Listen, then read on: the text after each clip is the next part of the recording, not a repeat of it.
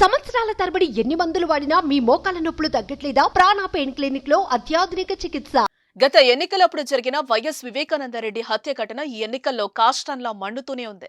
కడప రాజకీయాల్ని కుదిపేస్తోంది కూడా. ఇప్పటికే వివేకా కేసు నిందితుడు అవినాష్ మరోసారి కడప ఎంపీ బరిలో దిగడంతో ఆయనకు పోటీగా వైఎస్ షర్మిల పోటీలో ఉన్నారు. దీంతో అవినాష్ కు మద్దతుగా జగన్, షర్మిలకు మద్దతుగా వివేకా కుటుంబం సపోర్ట్ గా నిలిచింది. దీంతో కడప ఎన్నికల్లో వైఎస్ కుటుంబం రెండుగా విడిపోయింది. అయితే జగన్ నామినేషన్ వేసే రోజు మరో ట్విస్ట్ తెరపైకొచ్చింది. వివేకా హత్య కేసులో వైసీపీ తీరు, అవినాష్ కు జగన్ మద్దతు వంటి అంశాలను ప్రస్తావిస్తూ వివేకా భార్య సౌభాగ్యమ్మ సీఎం కు లేఖ రాశారు. ఇప్పుడది ఏపీ రాజకీయాల్లో హాట్ టాపిక్ అయింది. ఇంతకీ ఆమె లేఖలో ఏం రాసింది?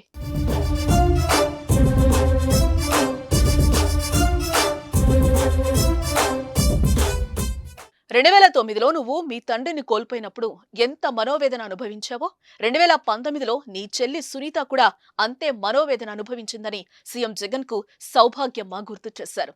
అప్పటి నుంచి ఇప్పటి వరకు జరిగిన పరిణామాలు మమ్మల్ని ఎక్కువగా బాధ పెట్టినట్లుగా పేర్కొన్నారు. మన కుటుంబంలోని వారే హత్యకు కారణం కావడం, హత్యకు కారణమైన వాళ్లకు నువ్వు రక్షణగా ఉండటం సరికాదని అన్నారామె. నిన్ను సీఎంగా చూడాలని ఎంతో తప్పించిన చిన్నానను ఏ విధంగా చేయటం, నీ పత్రిక, నీ టీవీ ఛానల్, నీ సోషల్ మీడియా, నీ పార్టీ వర్గాలు తీవ్ర రూపంలో మాట్లాడటం, చెప్పలేనంత విధంగా హరణం చేయించటం ఇది కరెక్టేనా అని సౌభాగ్యమ్మ ప్రశ్నించారు.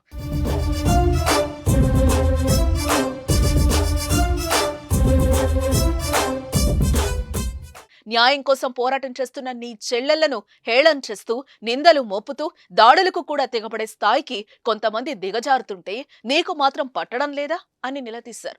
సునీతకు మద్దతుగా నిలిచి పోరాటం చేస్తున్న షర్మిలను కూడా టార్గెట్ చేస్తుంటే నీవు నిమ్మకు నీరెత్తినట్లు ఉండటం ఏంటన్నారు. కుటుంబ సభ్యుడిగా కాకపోయినా రాష్ట్ర ముఖ్యమంత్రిగా అయినా ఇదేనా నీ కర్తవ్యం అని ప్రశ్నించారు.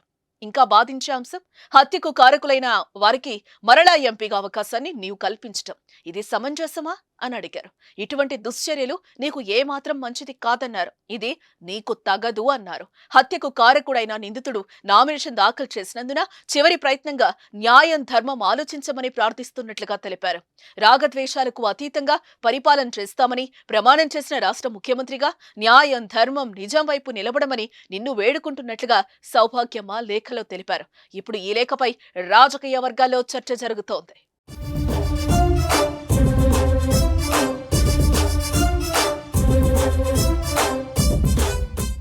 సుమన్ టీవీలో మీ పర్సనల్ అండ్ బిజినెస్ ప్రమోషన్స్ కోసం కింది నెంబర్కి కాంటాక్ట్ చేయండి.